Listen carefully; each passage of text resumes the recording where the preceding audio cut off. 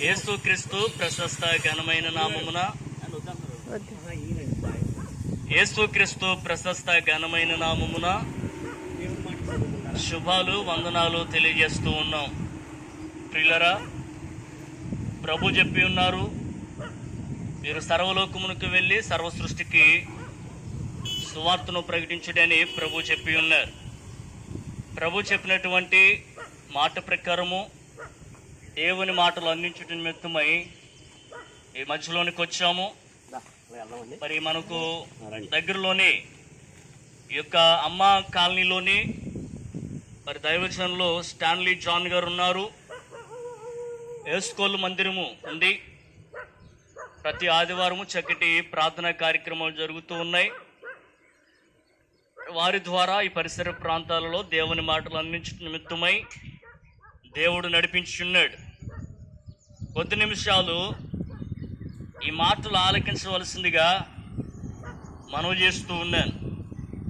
గమనించండి, ప్రభు చెప్పి ఉన్నారు, ఒకడు సర్వలోకమును సంపాదించుకుని తన ప్రాణం పోగొట్టుకుంటే వానికి ఏం ప్రయోజనము? మనుషుడు తన ప్రాణమునకు ప్రతిగా ఏమి ఇయ్యగలడని ప్రభు అడుగుతూ ఉన్నాడు.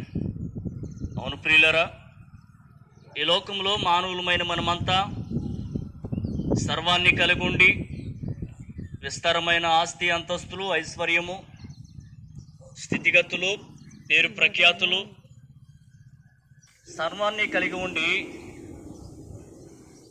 చివరికి వ్యక్తిలో ప్రాణం లేనట్లయితే సమస్తము వ్యర్థమని మనకు అర్థమవుతూ ఉన్నది.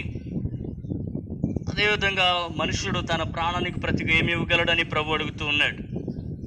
నిజమే ప్రియులరా, ఈ లోకంలో మనుషుని యొక్క ప్రాణానికి ఖరీదనేది లేదు. నా ప్రాణానికి బదులుగా తీసుకోమని ఏ ఒక్క వ్యక్తి ప్రాణానికి సాటి అయినటువంటి విషయంగా చెప్పలేడు. అయితే ప్రియులరా, ఈ ఆధ్యాత్మికమైన అర్థము ఏమిటంటే, ఈ లోకంలో మన సర్వాన్ని కలిగి ఉండి రక్షణ లేకుండా మరణించినట్లయితే సమస్తము వ్యర్థమని ప్రభు చెప్తూ ఉన్నాడు.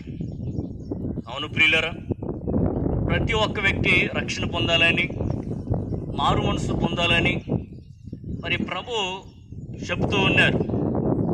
ఎందుకంటే ప్రతి ఒక్క మానవుడిలోనూ పలు రకాలుగా కర్మపరులై ఉన్నాడు. ఏ భేదము లేదు. అందరూ పాపము చేసి దేవుడు అనుగ్రహించినటువంటి మహిమను పొందలేకపోతున్నారని వాక్యము సాక్ష్యమిస్తూ ఉన్నది. అయితే ప్రియులారా, పాపులను రక్షించుటకు క్రీస్తు యేసు లోకమునకు వచ్చిన వాక్యము నమ్మదగినదియో పూర్ణ అంగీకారమునకు యోగ్యమునై ఉన్నదని మరి బైబిల్ గ్రంథం సెలవిస్తూ ఉన్నది. అవునండి, ప్రభువు యేసుక్రీస్తు వారు అదృశ్య దేవుని యొక్క నిజ స్వరూపమును సర్వ సృష్టికి ఆది సంభూతుడునయ్యుండి ఆయన పరలోక రాజ్యంలో ఉండుట విడిచిపెట్టకూడని భాగ్యమని ఎంచుకొనక దాసుని స్వరూపమును ధరించిన వాడే రిక్తునుగా దీనునుగా కన్యక గర్భము గుండా ఈ లోకంలోనికి వచ్చి సర్వమానవాళి పాపములు పరిహరించు నిమిత్తమై తన్ను తాను పాప ప్రాయశ్చిత్తార్థమైన బలిగాను అర్పణగాను శిలువ పైన ఆయన మరణించారు. ఆయన మరణించి సమాధి చేయబడి తిరిగి సజీవునిగా మృతుల్లోంచి లేచి పరలోక రాజ్యానికి వెళ్ళారు.